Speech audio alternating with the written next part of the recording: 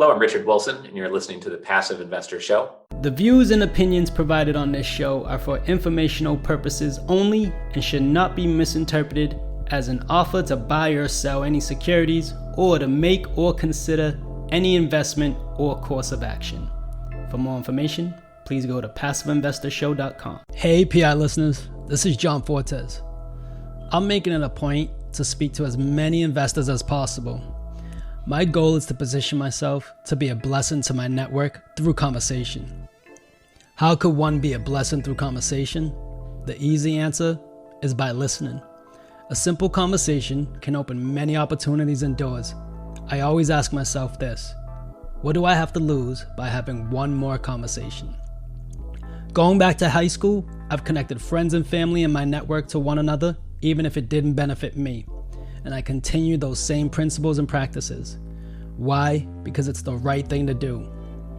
If I can't help you, I probably know someone or something that can probably solve your problem. I'd love for you to become a part of that network. Go to www.johnfortes.com, create your investor profile, and schedule a call. How can I best serve you through conversation? In the words of Clarence the Angel from It's a Wonderful Life, no man is a failure who has friends.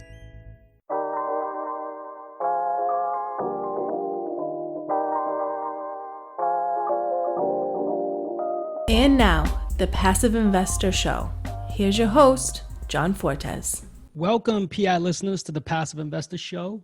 I'm the Passive Investor Consultant, John Fortes, your host of the only ranked podcast for passive investors in multifamily syndications and real estate funds. Our goal and purpose of this show is to be a resource to investors and help them master their passive investments by beating inflation 1% at a time. Welcome everyone to the Passive Investor Show. Today, I have the pleasure of connecting with Richard Wilson, as Richard is a third generation Eagle Scout, husband and father of three, live near Miami, Florida, but now it's in Arizona, the CEO and founder of the Family Office Club, the number one largest of over 2 ultra wealthy families and their family office. Richard also represents 77 investors with an average net worth of $1 million through his RIA Centimillionaire Advisors, LLC, where he helps clients top screen direct investments coming through his. Richard has written 3 number one best-selling family office and single family, How to Start a Family Office, and Centimillionaire 100 Million Worth Family. The Family Office Club has the most listened to podcast and most watched YouTube channel in the family office. Richard has an undergraduate degree in business, an MBA, studied postmaster psychology, ALM. Thank you for coming on the show, Richard. Yeah, thanks for having me here, John. Awesome. Can you tell us a little bit about your background and how you actually started it? Sure. Yeah. So growing up, I'd started a bunch of businesses. And then when I got out of college, I sold the business I was running then, not for much, just to some students. And then I started doing risk consulting, which was really deadly boring, but it paid for my MBA in cash, and I was grateful for that, but I was just bored. And so I figured out I needed to work in either commercial real estate or in high-end finance, where you get paid based on what you get done versus based on how many years of experience you have on your resume. So I got into the world of capital raising and raised capital for hedge funds and long-only asset managers. And in doing so, I was calling upon institutional investors and then a normal wealth management firm, and found out neither one was right for the clients we represented. They really needed to be going to only the wealth management firms that represented people worth millions of dollars, not on average people worth, a couple $100,000. So I stumbled upon the term family office, and I realized, not every wealth management firm that serves the ultra wealthy are called a family office, but the ones who do call themselves a family office only focus on the ultra wealthy. So they're a good fit for my client base at that time.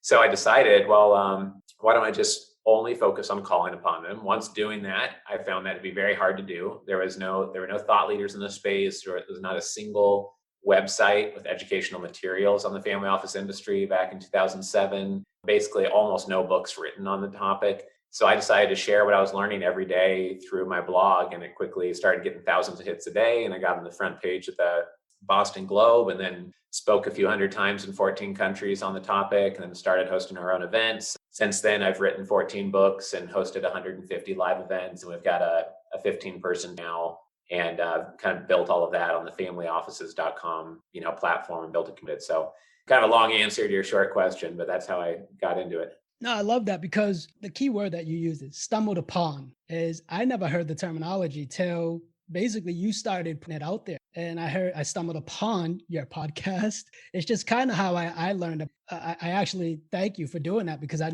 never knew that this was out there. Right. Yeah. A lot of people don't. And a lot of people think family office means like a home-based office in someone's basement or something. And really it's an ultra wealthy, full balance sheet wealth solution. It can be for one family, which is called a single family office, or it can be like a wealth management firm serving a whole bunch of ultra wealthy clients, which is often called a multifamily office. And a new trend up and coming that everyone's going to start seeing the word more of is a virtual family office. And that's when somebody is worth, maybe just 7 or 10, 12, 15, $20 million. And they're not worth 70 or 200 million. Well, that $20 million net worth person is still doing direct investments. They're not trusting their wealth advisor with all their money. They're buying Airbnb rental properties. They're investing in a few angel investments, and they can benefit from family office like solutions, even though they're not worth hundreds. And so that virtual family office term is coming up more and more. And I think people are going to start seeing that in major news outlets more. Is there any licensing involved when you're starting a family office? Yeah, it depends what types of investments you're doing. So if you are wanting to run a multifamily office, then in the United States, that typically means that you need to be a RIA or a registered wealth advisor. There might be a way to do it as a broker dealer.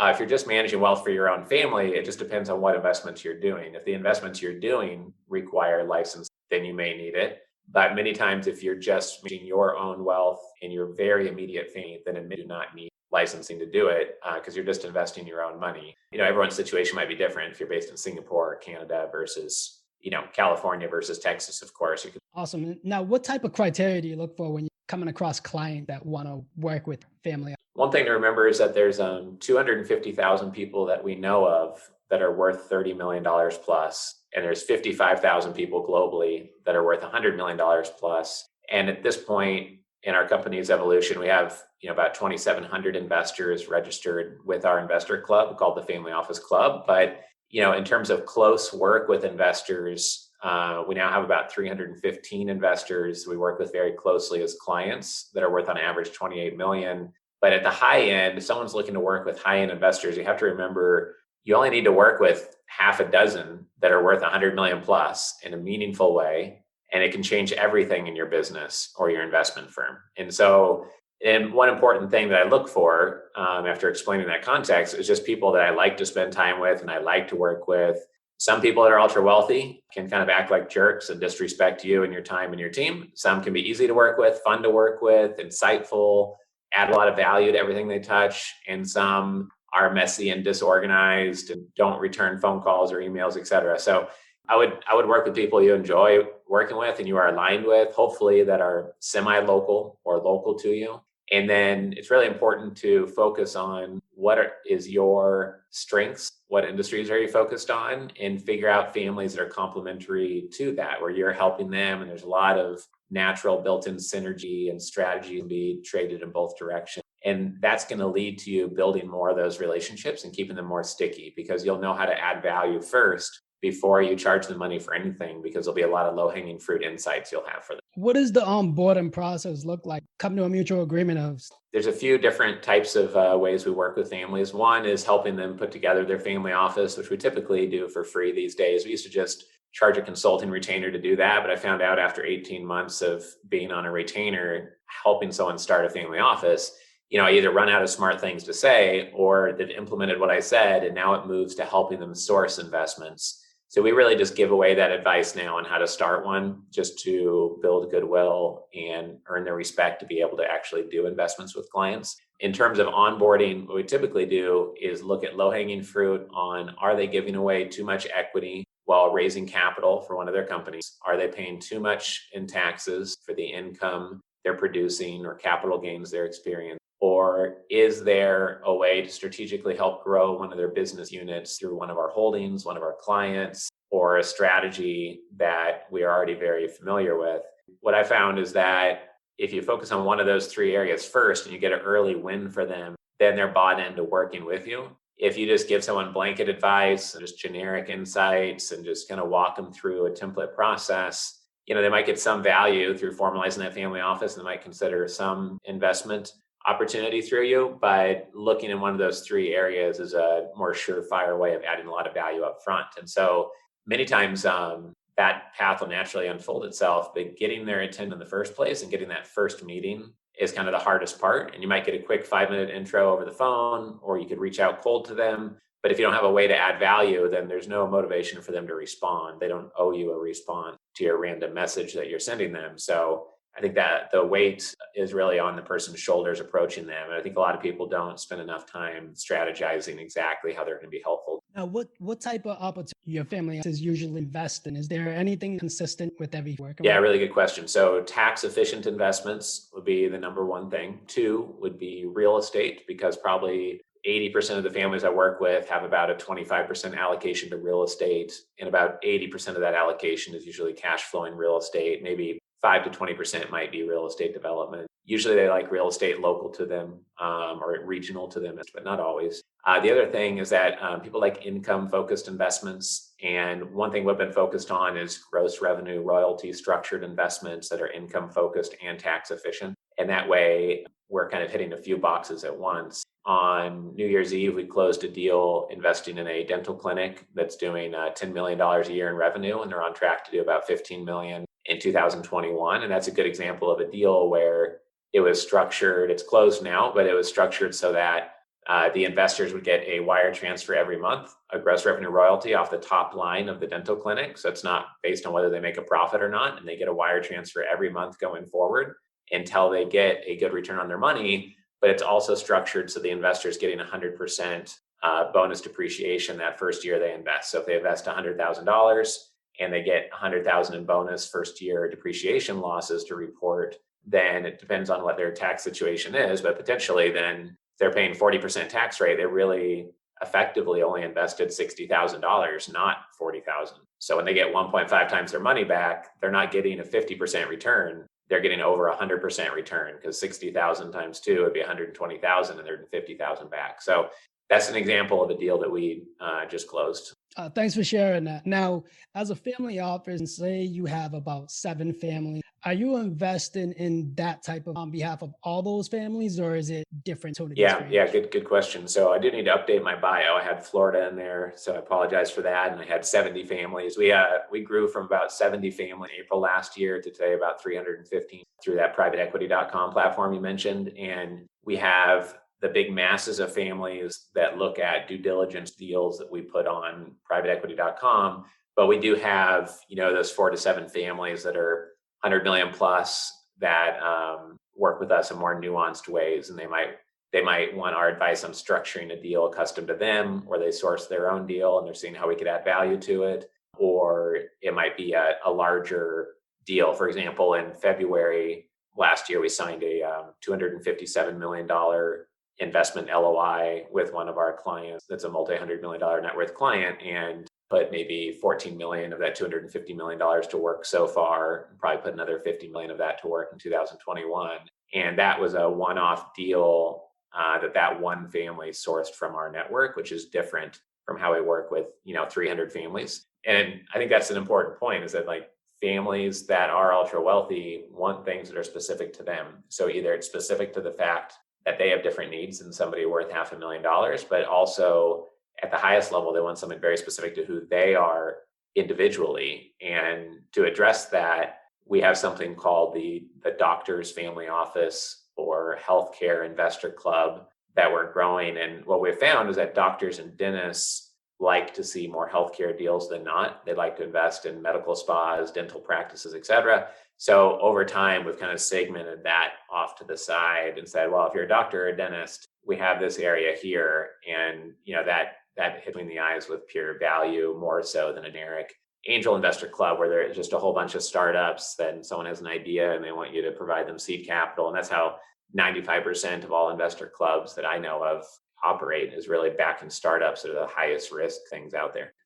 So you kind of walked right into the next question. How does an alternative investment come across partner in the future? I know that there's some relationship building aspect component. Let's assume you've already have and how does that look like? Yeah, sure. So the number one way we source deals is through our members in the family office club. So we have on one side, 2,700 investors registered.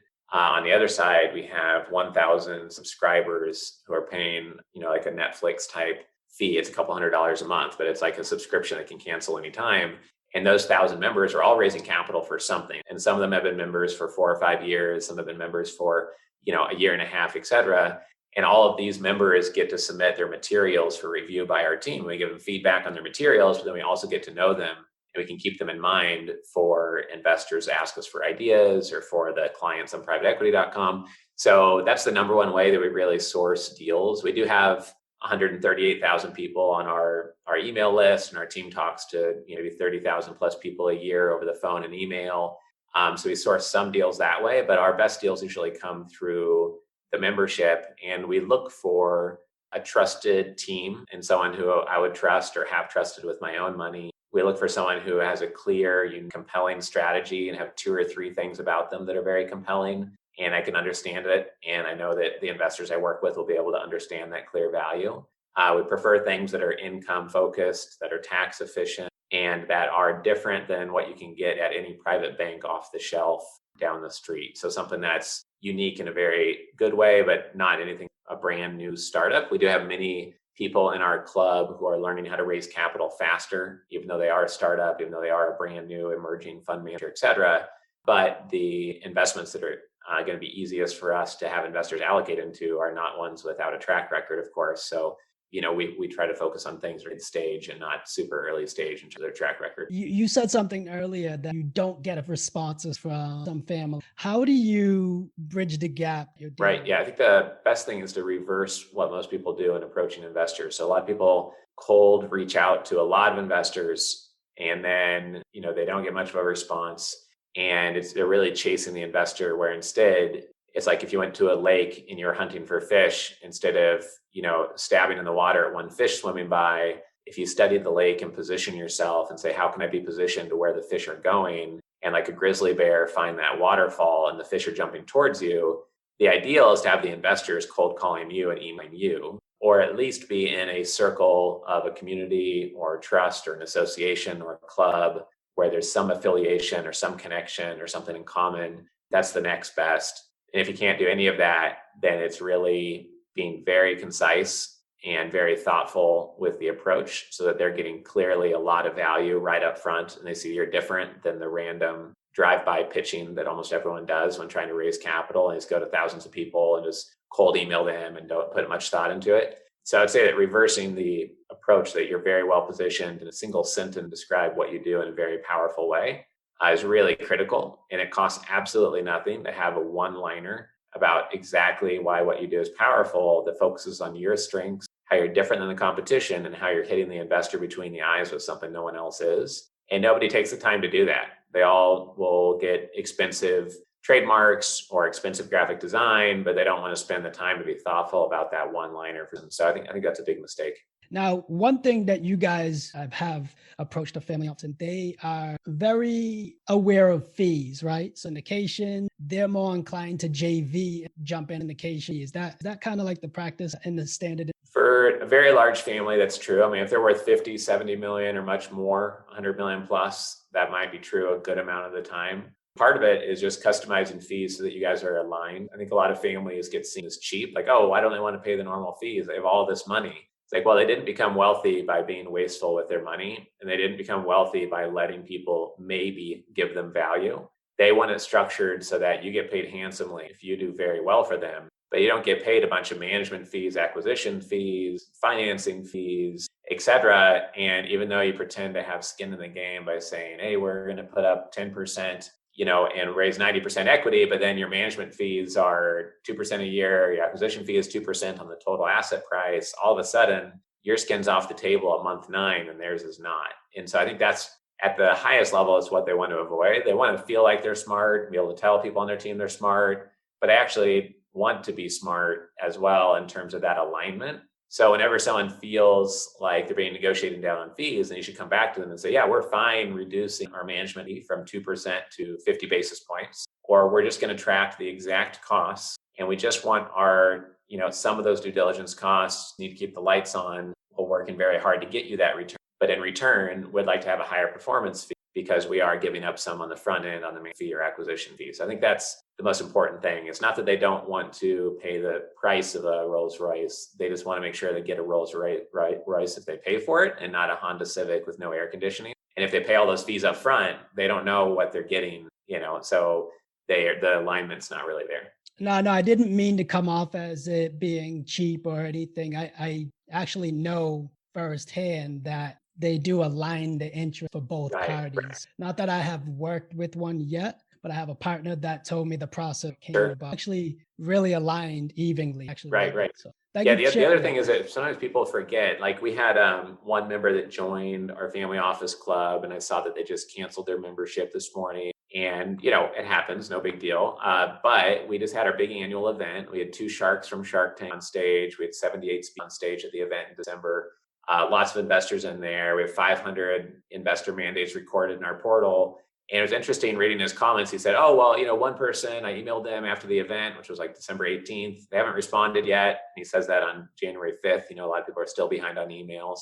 And he's like, oh, I'm just not getting a good response rate, so I'm out. And what's interesting about the perspective is that one family office investing could replace 50 investors that are small, or 100 investors that are smaller. One company that I'm on the board of now, they didn't know what a family office was until they came to one of our events. And now, using one of our family office databases, they raised a $40 million equity check and an $8 million equity check.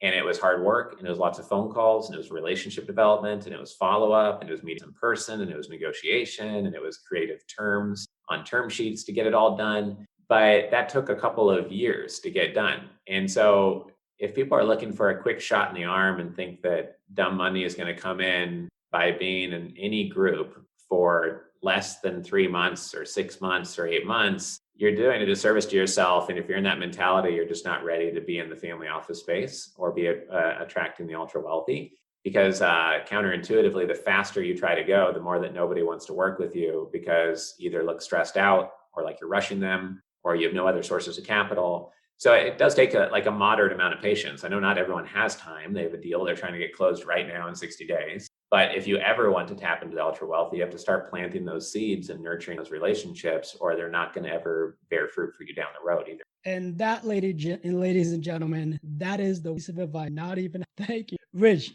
how can we stay in touch with you? The easiest way is just by, just like you doing this podcast, we give away things to thousands of people for free. And then, some of them opt in to work with us more closely. So if you go to familyoffices.com, we have a free book there. You can learn about our membership there if that's of interest. But, we really stress giving value first, just like we give that recommendation to your members. So check out the free stuff on the website. And we've been around for 14 years. So I hope you can see what our team is up to and benefit from some of the resources we put out. Now, this is my favorite question, probably very easy. What is the meaning behind that? I know family office is pretty obvious, but private equity, let's dive into that. The reason why I'm curious about, I came by the domain. That's funny.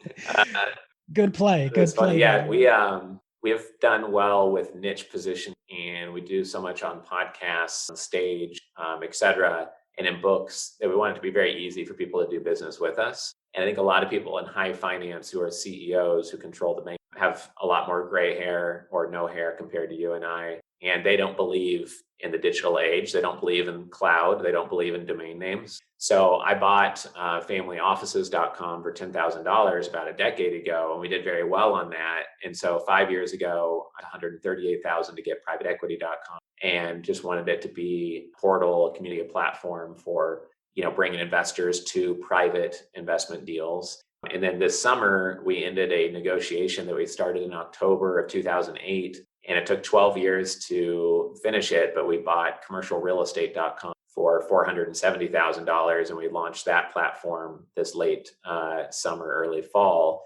And I've just found when you create a community and you put out a lot of thought leadership like you are, and you do that consistently over a decade, and you have a premium domain name to go with it, it just helps you stand out and be more easily visited online. And, I think the pandemic has helped us in that regard, that everything is online. It has to be for now. So it kind of emphasized how important that digital footprint is. I think a lot of people are missing that because their organizations are controlled by people who don't get that. And people tell me, oh, you can't attract the ultra wealthy through social media. This is a handshake business of relationships and referrals.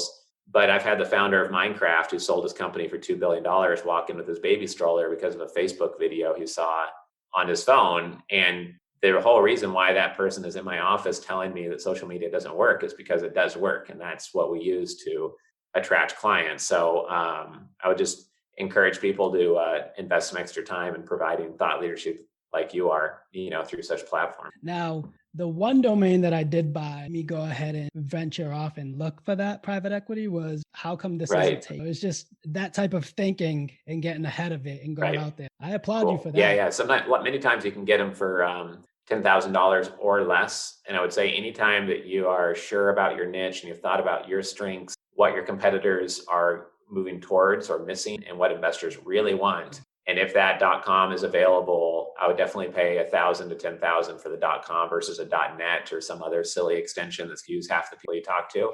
If you can get that relatively cheap. I mean, if it's your business, that's a one-time cost to get that premium real estate. Rich, a lot of great gems for coming by. We really enjoyed the conversation. Great. Yeah, thanks for having me here, John. Anytime. Take care. Don't forget to download your free copy of the investment tracker. It allows you to track up to 5 investments, compare sponsors, markets, and most importantly, projected versus actual returns. To get your copy, go to www.projectedreturns.com. PI listeners, thank you for listening. As always, we hope this was the best resource for your investment strategy, but also the best use of your time. Remember, if this episode helps you, you can help us by leaving a review on iTunes. I hope you feel compelled enough to share it with someone you think this would resonate with as well. As much as it pains us to leave you, but you know what time it is. Time to go put this into practice. Till the next time we meet, happy investing. PI listeners, I'm grateful for your time and I appreciate you for listening. It would mean the world to me if you went to iTunes and left a rating and written review. Let me know how you feel about the show. It really makes a big difference with getting the podcast out there. Don't forget about our Facebook group, where all of our guests are members of. I'll be there to answer any of your questions, or even questions you might have for future guests. Subscribe so you can get the latest episodes and our fan favorite quick hitters. Finally, I want to keep you updated, so head over to johnfortes.com and sign up for the newsletter. If you're interested in partnering with me, sign up on the contact page so you can talk to me directly. I look forward to connecting with you. Happy investing.